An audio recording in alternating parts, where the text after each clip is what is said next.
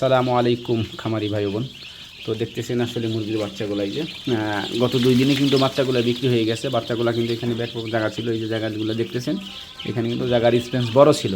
তো মুরগি কিন্তু সুস্থ সফল থাকে আসলে নিজের ম্যানেজমেন্টে, ওষুধ গলায় ঝুলাই দিলে কাম হয় না। এই যে দেখতেছেন বাচ্চাগুলো এই যে খাইতেছে, হ্যাঁ নিয়মিত এই যে পানিগুলা দিতেছি, এই যে পটগুলায় পানিগুলা দিছি। আসলে নাভি শুকানোর ওষুধ দিতে হয়, অ্যান্টিবায়োটিক দিতে হয়। তো আসলে কী ওষুধের নাম বলবো আর কি খাবার দিলে আসলে মুরগির বাচ্চা এরকম সুস্থ থাকে, সফল থাকে।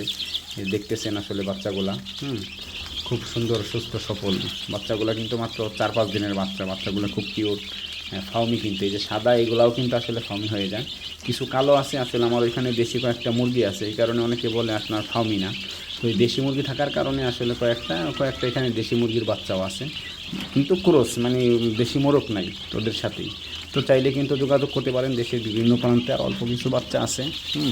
এখানে কিন্তু ব্যাপক বাচ্চা ছিল গতকালকে আর আজকে কিন্তু বিক্রি করে দিয়েছি। আর এখানে 1-150 বাচ্চা আছে, খুবই কিউট বাচ্চাগুলো। চাইলে কিন্তু নিতে পারেন, আপনারা যোগাযোগ করবেন। এটা অরিজিনাল ফাউমি, আসলে মিশরি দিনের রাজা যাকে বলে।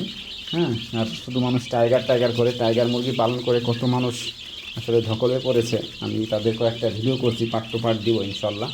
অনেকেই শুধু টাইগার করে, যারা টাইগার মুরগি পালন করছে আমার মনে হয় না দ্বিতীয়টা টাইগার মুরগি নিবে।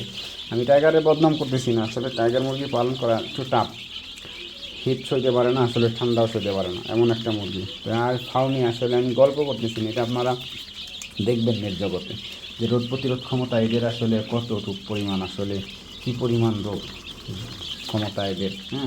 খুবই রোগ প্রতিরোধ ক্ষমতা। এই যে বাচ্চাগুলো দেখতেছেন খুব সুন্দর, আসলে স্মুথলি যে খাইতেছে। আমি এখন পানিগুলা দিব, আসলে বলতেছিলাম আসলে যেই পানিগুলা দেওয়ার কারণে আসলে মুরগিগুলো সুস্থ থাকবে। এই যে দেখেন, এই যে জন্মের থেকে আসলে একটা মুরগির বাচ্চা আজকে 5 দিন বয়স, পাও তুলতে পারে না, ডিমের থেকেই প্রতিবন্ধী হয়েছে, তারপরেও আসলে বাচ্চাটা মরতেছে না। তো আসলে এদের রোগ প্রতিরোধ ক্ষমতা কী সেই সম্পর্কে জানাবো। আর এই রোগ প্রতিরোধ ক্ষমতা এত কিসের জন্য, আসলে দেখেন একটা ন্যাংরা বাচ্চা, সেও কিন্তু আজকে 5 দিন বয়স, খাইতে পারে না কিন্তু নিজের থেকে। একটু পানি খাওয়াই দিয়েছি একটু আগে, আসলে বাইচে আছে কিন্তু ফালানো তো যায় না।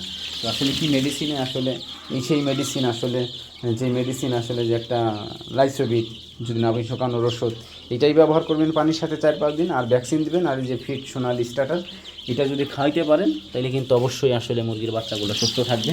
আর ম্যানেজমেন্ট, কথা বেশি বাড়াবো না, অল্প কথায় শেষ করে দিব।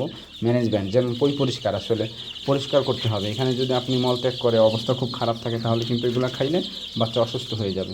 তো বাচ্চা যদি সুস্থ রাখতে চান, পরিষ্কার রাখবেন, ভালো মানের খাবার দিবেন, নাভি শুকানোর একটা ওষুধ দিবেন। আর ইনশাল্লাহ আশা করি এইভাবে যদি পরিচালনা করেন তাহলে অবশ্যই মুরগির বাচ্চা সুস্থ থাকবে। বুলিংয়ে লাইটের মেনটেন করার জন্য আমি কিন্তু এই যে একটা রেকর্ডার রাখছি, দেখতে পাচ্ছেন, এইটা দিয়ে কিন্তু হিট কন্ট্রোল করি। কেননা এটা আপনার বুঝতে হবে, আপনি যদি না বুঝেন তাহলে হবে না। বাচ্চাগুলো যদি দেখেন লাইটের নিচে আসে, তাহলে হিটার একটু বাড়াই দিবেন, বন্ধ করবেন না লাইট। বাচ্চা যদি ছড়াই ছিটাই থাকে তাহলে মনে করবেন না হিটের দরকার নাই। তো এরকমভাবে আসলে করবেন। তো বাচ্চাগুলো আসলে খুব সুস্থ আছে, সফল আছে। না খাও, না খাও না। বাচ্চাগুলো যে দেখতেছেন খাইতেছে, শুনতেছে।